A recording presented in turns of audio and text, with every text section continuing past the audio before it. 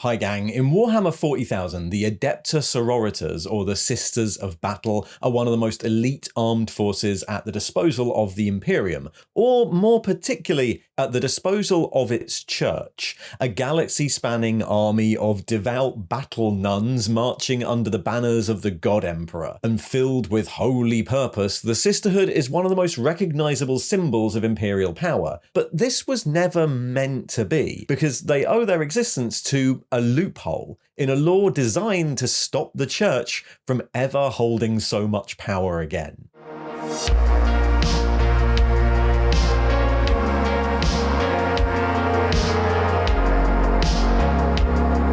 So in 40k, the Adepta Sororitas, or Sisters of Battle, are the armed forces of the Adeptus Ministorum, the organisation that maintains and controls the state religion of the Imperium, the worship of the God Emperor. Its bishops and cardinals can call on the services of thousands upon thousands of highly trained and lavishly equipped warriors, clad in ornate power armour and wielding the holy trinity of the bolt gun, the flamer, and the melter. Their righteous armies march to war with the absolute certainty that they're doing the work of the God Emperor, whether prosecuting a war of faith against systems that have turned apostate to the worship of chaos, serving as honor guards for sacred artifacts, purging the heretics and unbelievers rooted out by witch-hunting inquisitors, or serving alongside the armies of the Astra Militarum or the Space Marines as they shore up the defenses of the Imperium against innumerable threats. Like those Space Marines, the Sisters of the Adepta are seen as almost angelic figures by Imperial citizens, the holiest symbols of their God Emperor, and ones that are far more likely to be encountered by the general population, as one of their remits is to guard the cathedrals and shrines present on every Imperial world. Despite the lack of genetic engineering that characterizes the Space Marines, the Sisters are still one of the most elite fighting forces at the Imperium's disposal, marching forth under holy icons and loud hailers bellowing hymnals, ornate repressor and immolator tanks disgorging battle sisters who've spent their entire lives training to purge the enemies of the Emperor. And the fuel for all this is faith, a fanatical religious devotion and righteous zeal that manifests itself on the battlefield in holy miracles or in the vaunted figures of living saints, the willing martyrdom of their leaders, inuring the souls of the battle sisters against the horrors of the warp.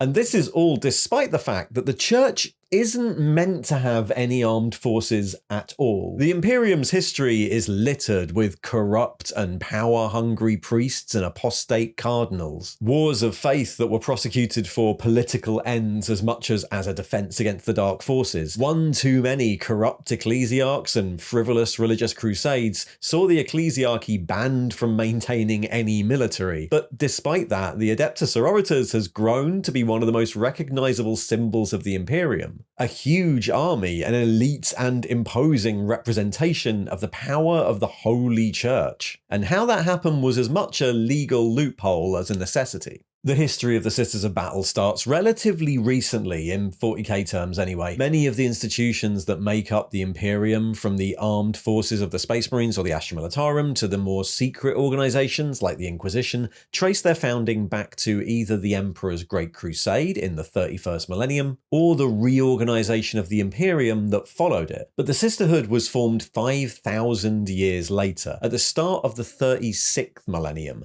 during a period known to Imperial history as the Age of Apostasy. One of the less expected results of the Horus heresy was the popularization and then establishment of an official imperial religion. The Imperium of the Emperor was secular, the Great Crusade intended as a way of stamping out religious belief that might fuel the powers of chaos, and the Emperor insisted he was a powerful man, not a god. But with his internment in the Golden Throne after suffering mortal wounds at the hands of Horus the Betrayer, numerous cults sprang up that revered him as one, as a god emperor. One, the Temple of the Savior Emperor, grew in influence so much that eventually, with 2/3 of the Imperium unofficially following it, it was formally recognized as the official state religion of the Imperium in the 32nd millennium. In the 3,000 years that followed, this new Adeptus Ministorum, or Ecclesiarchy, would grow in power. Its leader, the Ecclesiarch, became one of the High Lords of Terror, and it constructed cathedrals and shrines on every world of humanity, imposing its own series of tithes to pay for them. As the state religion, it exerted a massive amount of control over the lives of imperial citizens. Any deviation from its doctrines would see the perpetrators executed as heretics. And over time, it even started to operate its own armed forces. The lavishly equipped armies and fleets of the Frateris Templar prosecuted wars of faith against planets who resisted the word of the God Emperor, or whose beliefs in him deviated too far from its own orthodoxy. By the end of the 35th millennium, the Adeptus Ministorum was one of the two most wealthy and powerful branches of imperial governance, maintaining power bases on Terra and on its principal cardinal world of Ophelia 7, running its own war fleets and armies, and locked in a political power struggle with its only real rival of any size, the Adeptus Administratum, the imperial bureaucracy. In the early 36th millennium, warp travel was disrupted as warp storms began to increase in frequency, isolating and cutting off whole systems from imperial control, which was weakened itself due to the infighting between its two most powerful institutions.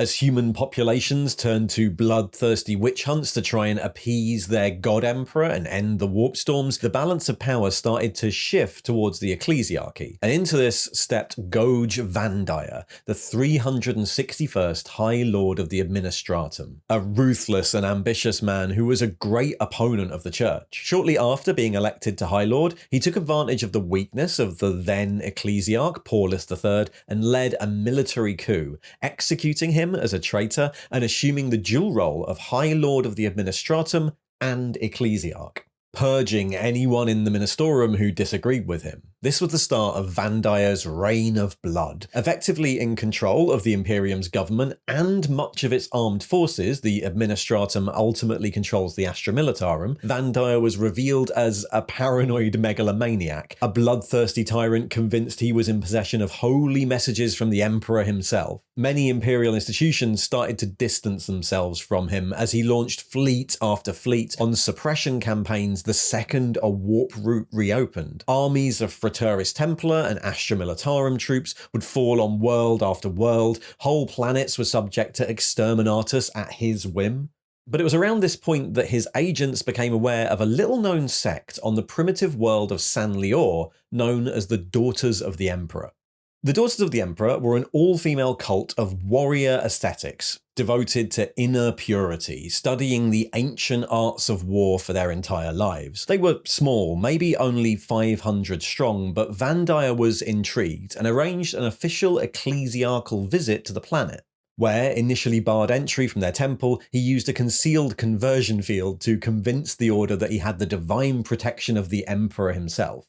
With the Daughters of the Emperor in awe of him, he elevated their sect to the position of ecclesiarchal bodyguard and relocated them to Terra, where they became his personal army, renamed the Brides of the Emperor. They were re-equipped with the best weapons and armor, supplied by the Forges of Mars in return for Vandire's graceful tolerance of the Mechanicus' religious differences, and trained by officers from elite Imperial Guard regiments. They became a symbol of Vandire's reign and accompanied him everywhere, serving not only as bodyguards, assassins, and executioners, but also as companions, entertainers, and physicians to the Ecclesiarch within his palaces. With the warp storms showing no signs of disappearing, this bloody and corrupt regime continued for another 70 years, millions burning in the fires of Vandire's paranoia, until reports started filtering in of a rebellion in the faraway Segmentum Obscurus. On Dimamar, a young preacher called Sebastian Thor had thrown a priest from his pulpit and spoken out against the evils of Vandire's reign. So convincing was he, so obviously touched by the Emperor, that he'd already convinced a small army to his cause and was making his way slowly towards Terra. The High Lords put together a colossal armada to oppose his forces, but as they set out from the solar system, they were destroyed by a warp storm that became known as the Storm of the Emperor's Wrath. Sebastian Thor's army only grew as he made his way through the galaxy. Factions isolated by Vandire like the Mechanicus and the Space Marine chapters threw their weight behind him, and things came to a head in an eventual siege of the Imperial Palace. The stalemate ground on for months, the walls defended by those Imperial Guard loyal to Vandir, the Frateris Templar, and the brides of the Emperor until, at last, the Adeptus Custodes of the Inner Palace intervened. They appeared to the leader of the brides, Alicia Dominica, and her 5 trusted companions, and led them through the most secret corridors of the palace complex until they were brought into the presence of the Emperor himself, the first mortal humans in 6 millennia to commune with him. What is said is unknown, but after the audience, Dominica, furious, rejected the name Brides of the Emperor, marched directly into Vandir's throne room, and cut the head from his shoulders. Sebastian Thor would eventually become Ecclesiarch, and sweeping changes were enacted on the Adeptus Ministorum to prevent future corruption. One of these was the formation of a second official Holy Synod to govern the Ministorum. The Synod Ministra on Ophelia 7 would balance out the power of the Holy Synod on Terra, and another was the formation of the Ordo Hereticus of the Inquisition, formed as much to root out heresy within the Ministorum as within its flock. But one of the biggest restrictions was the decree passive. The Adeptus Ministorum were barred from raising men under arms, and the fleets and armies of the Frateris Templar were disbanded. But the Ministorum insisted on some sort of military force to protect its shrine worlds and holdings, and so Thor kept control of the only army he legally could after the ban, the Daughters of the Emperor. The organisation was officially renamed the Orders Militant of the Adepta Sororitas and greatly expanded. This flouting of the spirit of the decree passive didn't sit well with many of the High Lords, and so a compromise was reached, which saw the Adepta also swear oaths of loyalty to the new Ordo Hereticus, bound to serve as a chamber militant of the Inquisition against the Adeptus Ministorum if need be. By the end of the 36th millennium, the Orders Militant of the Adepta Sororitas, or Sisters of Battle as they were known, were split into 4 orders, each originally led by one of Dominica's companions who stood in the presence of the Emperor. In the Convent Prioris on Terra were the Order of the Ebon Chalice, originally led by Dominica herself, and the Order of the Argent Shroud, led by Silvana. And at the Convent Sanctorum on Ophelia 7 were the Order of the Fiery Heart, led by Catherine, and the Order of the Valorous Heart, led by Lucia. But as time went on and the power of the Ecclesiarchy started to grow once again, the orders continued to expand. In the 38th millennium, 2 more Orders Militant were added, the Order of the Bloody Rose on Ophelia 7 and the Order of the Sacred Rose on Terra, dedicated to Mina and Arabella, the final 2 companions. And numerous smaller Orders Minoris existed, spread across the galaxy and with their own liveries and minor doctrinal differences. In addition, many of the other duties of the Daughters of the Emperor have been preserved, eventually organised into non-militant orders. Each of these specialised in a different holy service. The Order Dialogus are specialists in translation, negotiation, and battlefield rhetoric, translating ancient religious texts and studying the languages of newly discovered human worlds to bring them into the light of the Emperor. The Order Famulus manipulate the bloodlines of the noble families of the Imperium, serving as advisors to planetary governors and allowing the Ecclesiarchy to maintain its position at the top of the imperial hierarchy. The Order Hospitaller provide indomitable battlefield medics, not only to the militant orders of the Sisterhood, but across the Imperium, often finding service in the war bands of Inquisitors, or alongside Astra Militarum regiments. The Orders Sabine infiltrate newly discovered worlds, sowing the seeds of the Imperial Creed and paving the way for Imperial missionaries. And even smaller than that, the Order Fenestris are the sacred order responsible for the holy task of maintaining the, stained glass windows in all the Imperial cathedrals. Broadly, this structure has stayed the same all the way into the 41st millennium, with a few minor differences, like the renaming of the Order of the Fiery Heart to the Order of Our Martyred Lady after the loss of their leader, Catherine. The nominal head of the Adepta Sororitas is the head of the Adeptus Ministorum, the Ecclesiarch, but in practice, command of the organisation falls to the Abbess Sanctorum, and from there, the 2 prioresses of the Convent Prioris and the Convent Sanctorum, the different orders being officially split between those 2. Each order led by a canoness who holds the title of Canoness Superior, and, if it's big enough, is split into various preceptories of around 1,000 battle sisters led by a Canoness Preceptor, generally the largest organisational unit deployed at any one time. Preceptories are further broken down into commanderies of around 200 sisters, led by a canoness commander, a common scale for the garrisons the orders maintain on sites of holy significance. And below this is the mission, the smallest organisational unit composed of a number of squads dedicated to a specific objective and commanded by either a palatine or a canoness depending on the task at hand. Below that come the squads of battle sisters themselves, led by their sisters superior, grim and completely dedicated warriors trained since childhood for life in the orders. The Adepta Sororitas almost exclusively recruit through the Scholar Progenium system, a network of orphanages run by the Eccleisiarchy for the children of imperial servants that supply trained recruits to many imperial organisations. Life in the Scholar can be harsh, the orphans broken down by drill abbots and rebuilt into model imperial citizens, educated and trained for the jobs they'll be assigned for the rest of their lives. Many are destined for the administratum as scribes or the ministerium itself, but the most martial of the students might be earmarked out for military service, as adeptus arbites, or as the commissars and tempestus scions of the Astra Militarum, or even, for the most promising recruits, advancement to the officio assassinorum. Those girls who display the mix of piety, determination, and physical prowess required are destined for the sisterhood, removed from the control of the drill abbots and becoming novitiates under the tutelage of a novitiate superior. From there, their life becomes one of unceasing training and devotion. Their days a mixture of prayer and combat drill. In fact, for the women of the sisterhood, the line is blurred between the two. For years, they're schooled in armed and unarmed combat, in tactics, and in the many unholy enemies they might have to face, and alongside this, the ability to recognize and steel themselves against the many moral threats hated by the Imperium, those of the heretic and the apostate. Part of this training is deployment alongside the regular sisters as novitiate squads with training versions of the weapons they'll later use as full battle sisters.